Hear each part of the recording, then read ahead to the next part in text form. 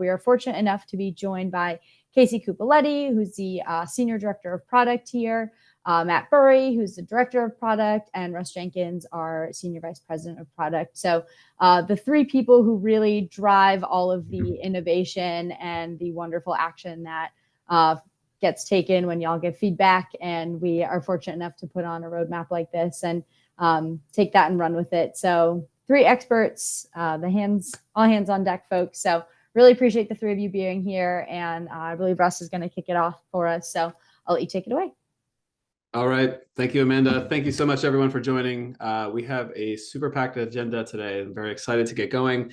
For our agenda today, I'm going to spend just a couple of minutes talking about something that we are very excited about here at Bonterra called the Bonterra Network and Grant Match. And I will just spend a few minutes on that. And then we will walk through our roadmaps, things that we have just recently released. Say in the last few months or so for EveryAction, for DonorDrive, and then for Mobilize. So without further ado, what I want to just spend a few minutes and talk about something that we are very excited about, and it's called the Bonterra Network. If you haven't had a chance to watch Scott Brighton, our CEO's vision for Bonterra and 3% and 33 and how we want to work together to make that happen, I would suggest that you watch that. We can send that link maybe in the follow-up. And what I'm about to talk to you about today is essentially our first step on that journey. And the idea in a nutshell, because I only have a few minutes to talk about the Bonterra Network, is the idea that if you can take nonprofits who need funding, they need volunteers so that they have the resources to do good in the world. And if you can directly connect them with what we would call funders, these could be corporations, these could be foundations, high net worth individuals, whatever the case is, people who are looking for nonprofits with which to issue grants and work directly together with. The Bonterra Network is where we will make those connections happen. And we are going to do that in a couple different ways, which I'll talk about in a moment. But then we will start to build that out over time so that if you are looking for volunteers, for example, we can make the same type of connection. So if you're looking for, say, someone who speaks Spanish that can volunteer, we can help you find those people who are also interested in causes like yours who have Spanish language skills. We are going to be kicking off the beta of this, and this is going to be a journey that we'll be on for the next few years at Bonterra as we build this out. But where we are going to be starting this is two areas. One is called the Bonterra Nonprofit Hub. And you can think about this, and as we build it out, will be like your control center. So where eventually someday you will log into and you can set up a payment profile. You can see your impact metrics that we will build and kind of show you automatically, and you can curate your profile to best help us match you with funders. And then we're also going to be launching the Bonterra Grant Match. And so this is the first tangible value that we think you can deliver or derive a great amount of value out of. And the idea is if we have your profile information, and we know who you are, the causes, and what your missions are, and we have your impact metrics, we can make that connection, as I was just talking about, and we will do that through Grant Match. So we will show you like a list of grant opportunities that are out there, and then help you automatically like write and apply for the best grants, because on the other side of the Bonterra Network will be the funders that I was just talking about and being able to make that connection. So on the right there is just sort of some screenshots of essentially what I'm talking about there. You can see that Grant Match AI piece there. And then that second screen kind of showing you like, these are the grants that we think you most apply to you, and we can kind of score those in terms of like a ranking of which we think are like most applicable to your organization. And then from there, automatically help you like write and apply for the grant. So think about it as surfacing grants that maybe you didn't know was there, and then helping you write the best application for that grant. This is going into beta here very shortly, and we are looking for volunteers who would love to sign up and try this out and give us feedback. So the poll there is just a very easy yes, no. If you're interested in joining our Bonterra Network beta program, please let us know, and we'll be reaching out to you afterwards. And it's something that we're going to be building on and really iterating on over time, and something we're very, very excited about. All right, thanks, Russ. I see answers starting to trickle in, so I'll give folks a couple of seconds here to get their responses in, but seeing a lot of people excited about participating in the beta program. So super awesome to see, and your feedback is super valuable. Give everybody about 10 more seconds. Okay.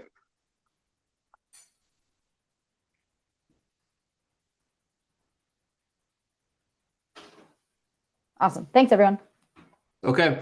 Last thing from me, and then I'll turn it over to our other speakers. Just a reminder today, with DonorDrive joining the Bonterra family, for EveryAction customers, if you are interested in getting access to DonorDrive, as long as you implement DonorDrive by the end of this quarter, by the end of March, we are offering 75% off your subscription. And by the way, if you are purchasing Pro or Enterprise from us, it's actually included in your subscription for free. And then also an additional 50% off implementation. Any questions, you can reach out to your account manager or simply put a question in the Q&A and we can follow up with you afterwards. So with that said, and with no further ado, I will turn it over to my colleague, Matt Burry, to walk us through EveryAction. Great. Hello, everybody. We're just going to take a few minutes to review some recently released features in EveryAction that over the last quarter or so. Starting off with our new navigation and homepage beta that we released in January. So this customizable homepage is the new experience that we're building into for EveryAction users. It's an exciting first step. It is a beta. We do want to emphasize that. This is something that we are releasing early and we're going to keep improving. So we've given you the ability to turn it on and turn it off. We're excited to see that 40% of the people who have turned it on have stayed on, which is great because we know we're going to deliver a lot more great functionality to this new experience. And we're glad that 40% of you are already finding that. This is a chance for us to learn, so we really do value your feedback. There is options within the application to give us direct feedback, and so we'd love to hear from you. It's really a foundation for all the great things that we want to be putting into the application over the coming years. And yeah, we want to move forward then. That we have just a quick poll because we don't only give you an opportunity to get feedback within the application. We'd love to connect you with our product team. If you would like to tell us about, perhaps you turned off the toggle at this point, which we didn't expect everybody to keep it on. So maybe you want to let us know what you would need to see in order to, keep it on in the on mode for you.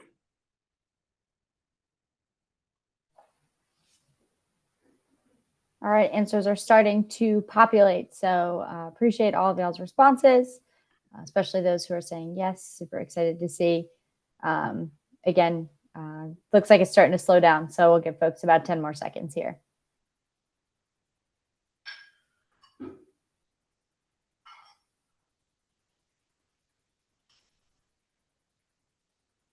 All right, thanks everyone. We can power forward. Awesome. So yeah, next, we recently released updates to our custom fields. Custom fields are such a critical part of being able to customize EveryAction so that you can track the data points you need to for your supporters with the language that you and your organization need to get that 360-degree view of your supporters. So we made a couple of important improvements that I think you'll find really help scale your organization's use of EveryAction. So first of all, we raised the limit so you get 150 custom fields rather than what 50 was the previous limit. And just as important, we're giving you more tools to manage those custom fields. You're able to delete custom fields that you no longer need. That frees up space for you to use custom fields for other things. And also it improves the user experience for your users so they're not looking at data points that are in the interface that you would no longer care about or no longer want to use. So super happy about that. Next, we been knowing that the more payment types we can add, the better the conversion rates will be for you all. We've offered PayPal for a while, but we've improved our PayPal integration. It's much easier to onboard and set up. Everybody should be enabling PayPal. We see that there's about 20% of all our payment volume comes through PayPal when it is enabled. And with the new integration for PayPal, you're also getting Venmo. It's still too early to know what percentage, traffic will get converting through Venmo, but we know it's not zero, and we know that'll help people out. Additionally, Google Pay and the Google Wallet That's something that we've added, and we're monitoring how many people are using that in order to contribute to your organizations. Still early, but we see at about 20% of volume is the industry expectation from some of the resources we have out there. So more of these will help your conversion rates, help you raise more money for your organization. So targeted email improvements. Targeted email is like the workhorse delivering billions of emails across our customer base. We're continuing to improve things. We did a lot on deliverability earlier in 2024. And towards the end of the year, we kept on adding some improvements. And one that we really wanted to call out is this domain exclusion list, which allows you to, when you're sending out your emails, to exclude one or more domains that you don't want any emails going to from your email send. A couple of examples of why that can be important. Maybe you're dealing with deliverability issues at Microsoft, and then you could suppress Hotmail, Outlook, and Live.com while you're figuring that out with Microsoft and getting that deliverability in a good place. Or similarly, I've just been thinking about, with all that's going on in our federal government, you may have emails on your supporters that have government domains. You may not want to be delivering to your supporters at their work addresses right now. That may make them feel vulnerable or uncomfortable. It's probably not the best place to be sending them emails right now. Additionally, just one small thing we did is our being able to preview emails in our automation, which lets you do your email series. There's sort of a hard to navigate that. We've improved that. You can now launch and preview without having to pause or leave your automation to do that.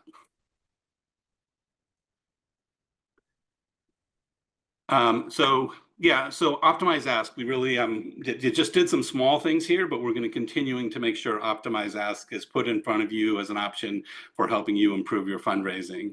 We changed some of the defaults so that you would be more likely to use it. We did that because Optimize Ask is a well-seasoned thing. It's coming out of the donor trends work that was done over 10 years ago, and we've continued to mature and to integrate into the EveryAction platform.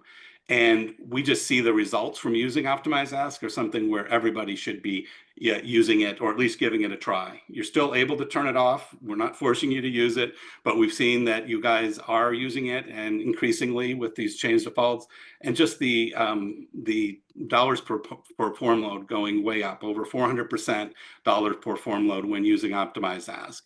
We're going to talk a little bit more about how we are extending Optimize Ask to other channels later when we talk about some of our upcoming work. Additionally, this is more sort of in the weeds, but the platform that EveryAction is built on is over 20 years old. Back in the day, cell phones were hardly a thing. There certainly wasn't mobile messaging and texting. So we're just doing some things under the hood in order to make it so that device type exists, making it much more clear and distinct that when you're having a phone and you're flagging it, and you know that it's a cell phone, or you know that it's a landline, or you know that maybe it's even a fax or VoIP or whatever. So there's been a lot of work under the scenes to do that. We're going to be making small changes to finish this off in the coming months, but the bones are there right now, making it much clearer for you that what kind of device type somebody is using, so you can do better at using the right channel for the right device type, whether you're doing a call or a text or mobile messaging in particular.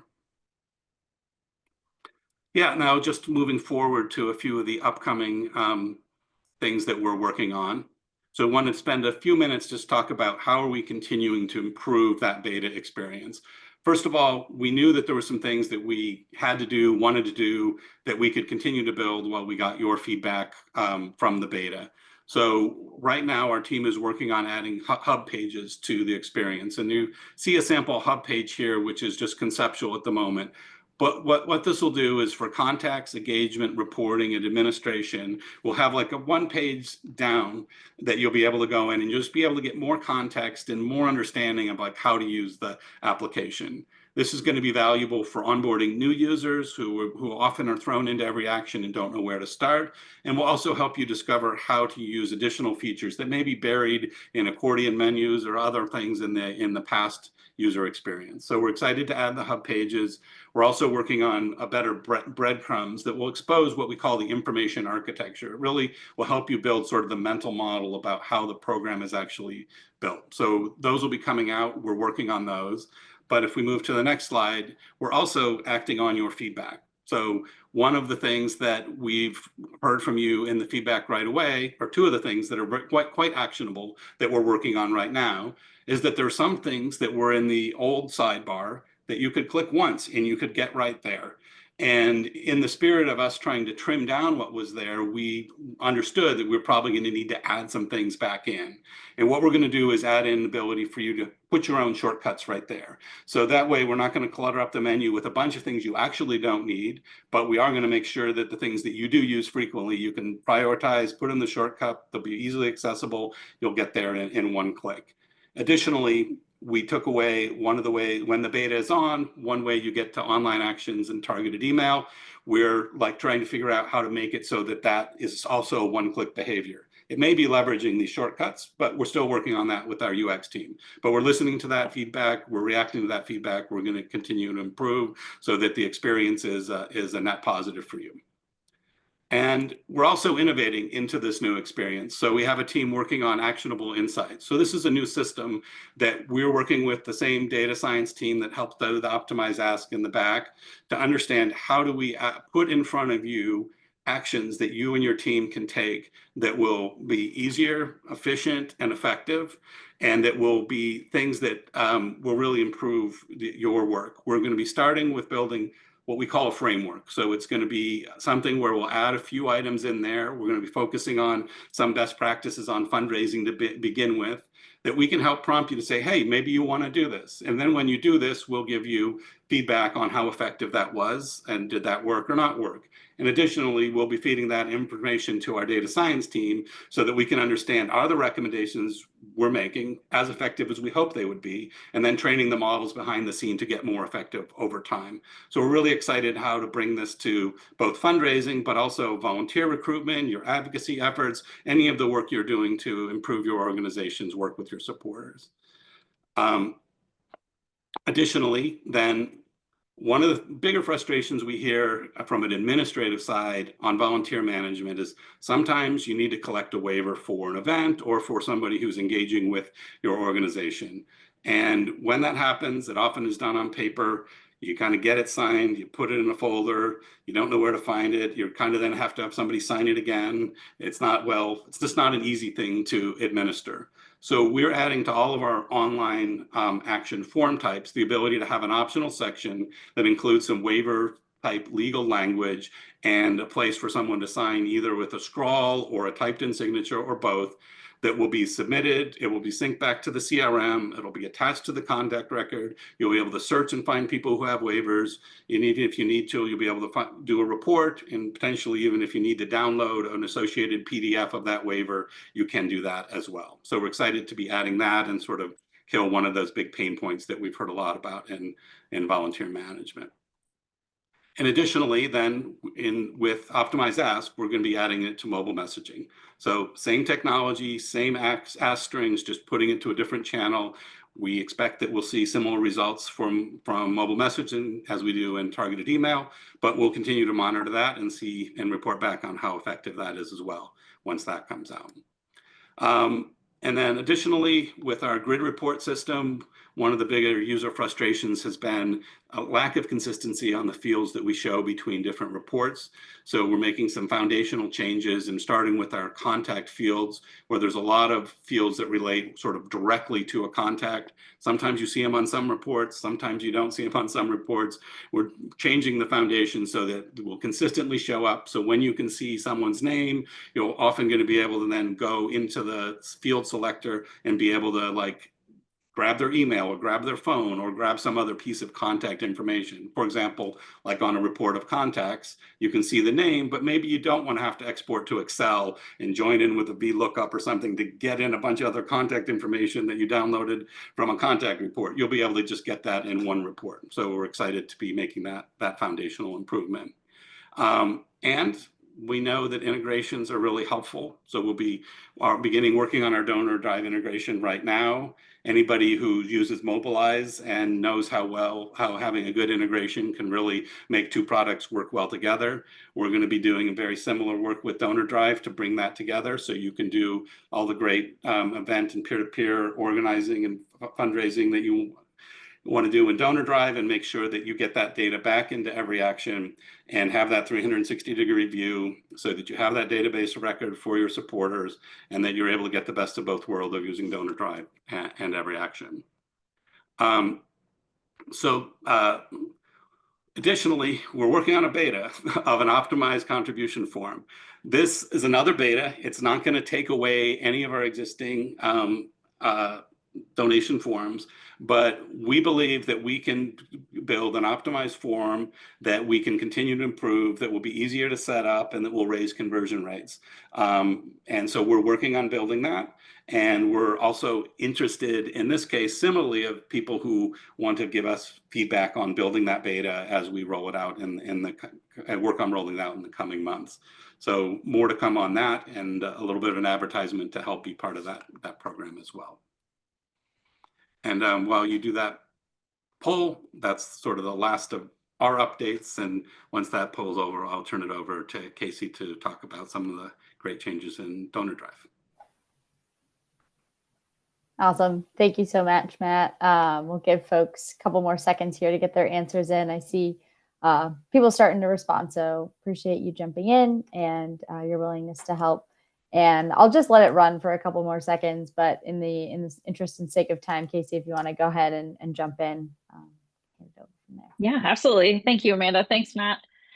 So just like Matt did, we're going to take a look at a few highlights of DonorDrive releases, and then we'll get into what's just a few major releases that are coming up, starting with donation recovery. So we launched a new feature set for individual giving programs last quarter, and this is all available today specifically for the embedded donation form, which you're seeing on the screen.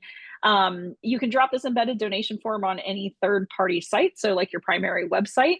And these new tools, basically what we've done is we've introduced some purposeful friction. So when donors try to close the form, we're urging them to complete their donation. And then if they do decide to close the form, they'll see a little reminder that displays as they navigate around your website, and then when they come back, just to try to get them to close that loop, complete that donation. So that's our first one. And then moving into peer-to-peer programs and DIY programs. For programs that are using the mobile app, we've made it easier for participants to log into the mobile app, which is one of the major barriers in order for them to start fundraising. They have to first log in, but we know that participants typically don't typically remember their passwords. So we've introduced a way for them to log in without having to know their password. They can get a one-time code, and since we've launched this, we've seen that the majority of fundraisers are using this feature to log in now on the mobile app, which is really exciting just to see how quickly it became very popular. And we care about this. We know, we want people using the mobile app for DonorDrive events and fundraising because they raise 60% more than participants who don't. So want to get them in there, want to get them started fundraising as quickly as possible. And then also for peer-to-peer fundraising and DIY, we did expand our existing fundraising milestones and donor incentives features from personal fundraising pages to team fundraising pages. So we did that because we've just really seen the success of these features when participants offer them on their fundraising pages. So when they add their own milestones, they're seeing a 51% increase in their fundraising totals on average. And then just totally whopping number for donor incentives, 83% increase when they turn them on. So we want to extend that functionality to teams. This is available today for you to turn on in your events or campaigns.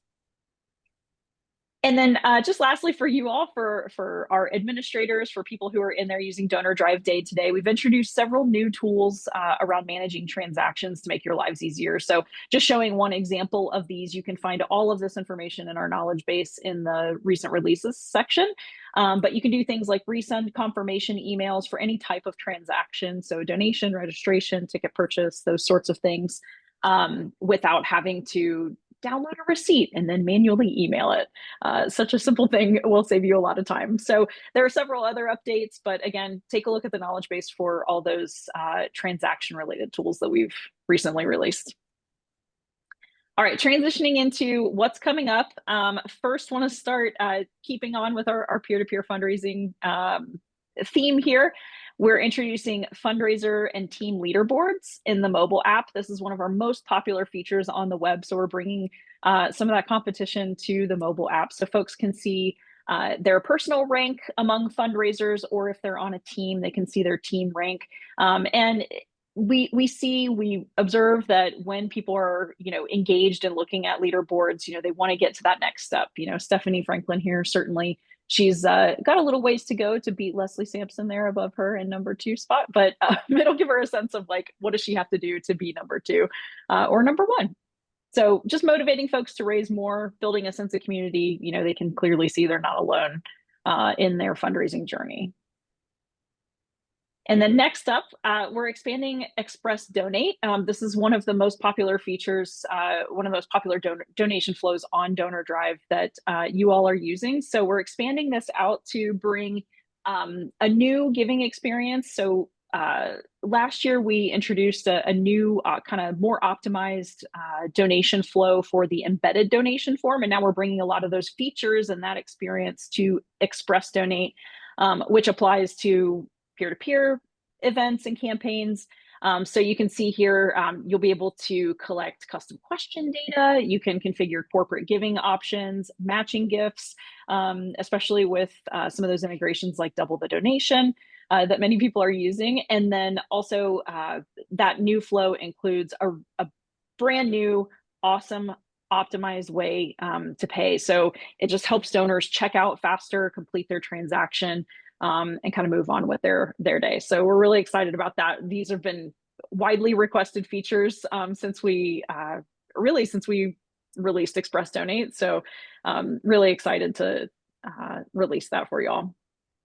And then last but not least, Instagram and Facebook sharing and fundraising. So we're going to be introducing a totally new experience and a new way to fundraise with Instagram, which has been another popular request that hasn't really been possible until now.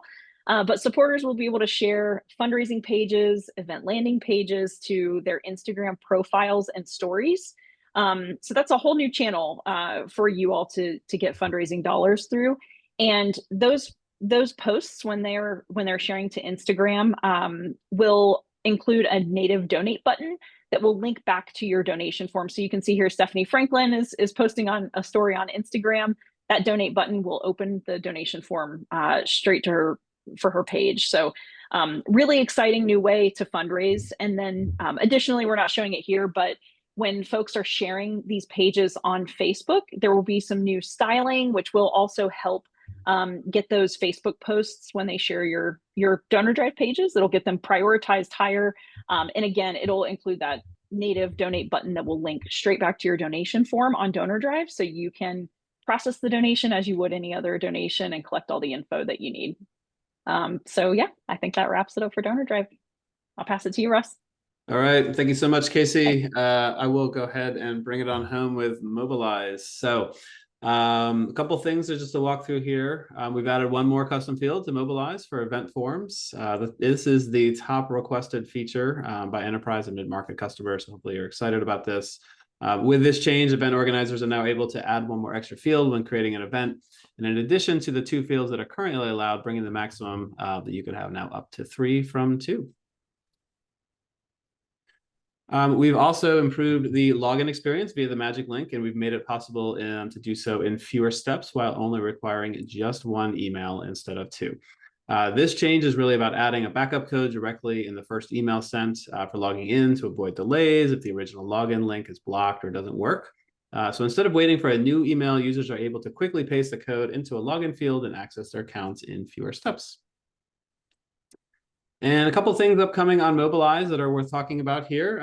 First is we are working on making our Spanish language events in Mobilize more discoverable to Spanish-speaking volunteers. First, we've launched a language filter that allows supporters to find Spanish language events more easily. This is live, and the second phase now is to develop a fully translated search results page to improve accessibility and usability for Spanish-speaking users.